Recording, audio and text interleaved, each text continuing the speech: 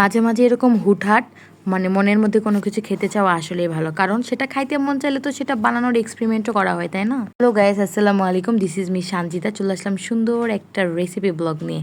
তো আজকে দুপুর থেকে হঠাৎ করে মন চাচ্ছিল, খুব বেশি ক্রেভিংস হচ্ছিল যে লাড্ডু খাবো। আর মিষ্টির মধ্যে লাড্ডুটা আমার এত বেশি পছন্দ, কিন্তু অনেক দিন যাবত আমার লাড্ডু খাওয়া হয় নাই। তো তাই ভাবলাম তাহলে একবার বাসাতেই ট্রাই করে দেখা যাক যে আমার হাতের লাড্ডু আসলে কেমন হয়।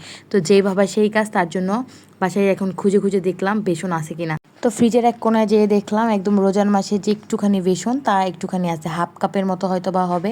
তো ওইটুকু দিয়ে, আর আমি যেহেতু এক্সপেরিমেন্টাল হিসেবে বানাবো, তো আমি অল্প করে বানাতে চাচ্ছিলাম। তাহলে চলো তোমাদের সাথে শেয়ার করে আমি কিভাবে বানালাম। তো বেসনটার মধ্যে জাস্ট আমি অল্প একটু লবণ দিছি, দিয়ে একদম আস্তে আস্তে পানি দিয়ে আমি এরকম একটা পাতলা ডো তৈরি করেছি। আর কেমন পাতলা হয়তো বা আমার হাত দিয়ে তোলা দেখেই তোমরা বুঝতে পারছো। তো এরপরে এখন আসবো এটা ভাজার কাজে। তো এটা কিন্তু হাত দিয়ে ভেজে নিলেও হয়। তো আমি চাচ্ছিলাম একটু ছোট ছোট বুন্দিয়া টাইপের করার জন্য, কিন্তু আমি ভাবলেও তো আর সব আমার ভাবনার সাথে হয় না। তো এইটা দিয়ে দিতে চাইলাম, দিতে যাই দেখি মাঝখানে অনেক বেশি হয়ে গেছে, মানে একদম এক গাদা হয়ে গেছে। ছোট ছোট হয়েছে, বাট মাঝখানে এক গাদা হয়ে গেছে। কারণ আমি চাচ্ছিলাম আমাদের উত্তরবঙ্গের মতো দানা দানা লাড্ডু বানানোর জন্য, তার জন্য একদম ছোটো ছোটো করতে চাচ্ছিলাম। কিন্তু ওই যে মাঝখানে একটু গুঁড়ো গুঁড়ো মানে বড় হয়ে পড়ছিল দেখে আমার লাস্টে যায় এটাকে একটু ব্লেন্ডারে ক্রাশ করতেই হয়েছে। আমি এই প্রসেসেই কিন্তু সবগুলো মানে বেসনের গোলা একদম ভেজে নিয়েছি। খুব বেশি ভাজার দরকার নাই, জাস্ট ভিতরটা ফ্রাই হয়ে গেলেই হয়ে যাবে, একদম ব্রাউন করতে যাবে না, তাহলে কিন্তু লাড্ডুর কালারটা সুন্দর আসবে না। তো আমি এইভাবে কিন্তু আমার বাকি যেটুকু ব্যাটার ছিল সেটা দিয়ে ওইটাও এরকম করে লাল লাল করে ভেজে নিছি।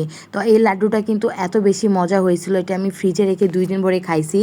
অনেস্টলি আমার কাছে খুব ভালো লাগছে, তাই ভাবলাম যে সবার সাথে রেসিপিটা শেয়ার করি। তোমরা কেউ এই রেসিপি ফলো করে বানাইতেও পারো। তো আমার এই যে সবগুলো ভাজা হয়ে গেছে আর একদম মুচমুচে হয়েছিল।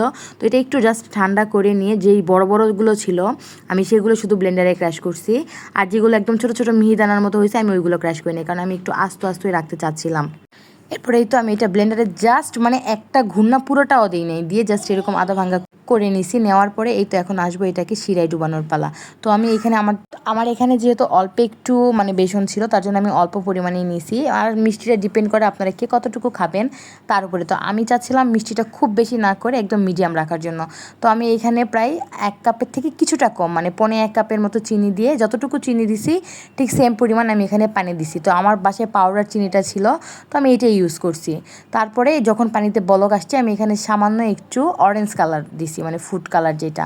দেওয়ার পরেই তো বলক আসার পরে ওইখানে আমি এই যে বেসনগুলা ছিল ভাজা, এটা জাস্ট দিয়ে এটা এখন একদম শুকনো শুকনো করে মানে টেলে নেব। আর একটু স্বাদ বাড়ানোর জন্য দিছি কাজু বাদাম আর কাঠবাদামের কুচি, এটা দিলে মুখে পড়লে আমার কাছে খেতে ভালো লাগে। তো একদম যখন পানিটা শুকিয়ে আসছে সেই পর্যায়ে আমি অ্যাড করছি গুঁড়ো দুধ। আর গুঁড়ো দুধটা বাইন্ডিংয়েরও যেমন কাজ করে, আর আমার মনে হয় গুঁড়ো দুধ যে কোনো খাবারে দিলে খাবারের টেস্ট অনেক বেশি পরিমাণে মানে বেড়ে যায়। পরে এই তো গুঁড়ো দুধ দিয়ে এরকম আঠালো আঠালো অবস্থাতেই কিন্তু নামাতে হবে, কারণ ঠান্ডা হয়ে গেলে এরা আরও বেশি আঠালো হয়ে যাবে। তো আমার কিন্তু প্রসেসিং ডান। এরপরে এটা একটুখানি ঠান্ডা হইলেই হাতে ঘি মেখে নিয়ে এখন এটা লাড্ডুর শেপ দেবো, কারণ একদম গরম করতে গেলে হাতে কিন্তু ছ্যাঁকা লাগতে পারে, তার জন্য একটুখানি ঠান্ডা করে নিছিলাম। ঠান্ডা করে নিয়ে এই তো 2 হাতে শেপ দিয়ে নিছি লাড্ডুর। এরপরে জাস্ট এটা শুধু একটু দেখার সৌন্দর্যের জন্য, আমার যেহেতু বাসায় কাপকেকের মানে লাইনারগুলো ছিল, তো এটাতে একটুখানি সুন্দর করে ডেকোরেশন করে নিছি। আর এত সুন্দর হয়েছে, দেখতেও যেমন সুন্দর আর খেতেও কিন্তু অনেক বেশি ইয়াম্মি ছিল। আপনাদেরকে একটা ভেঙে দেখাই, এই যে দেখেন, ভাঙলেও কিন্তু ভিতর থেকে একদম আমরা দোকানে যে মিহিদানার লাড্ডুগুলো কিনে খাই সেম ওই রকমই আসছে।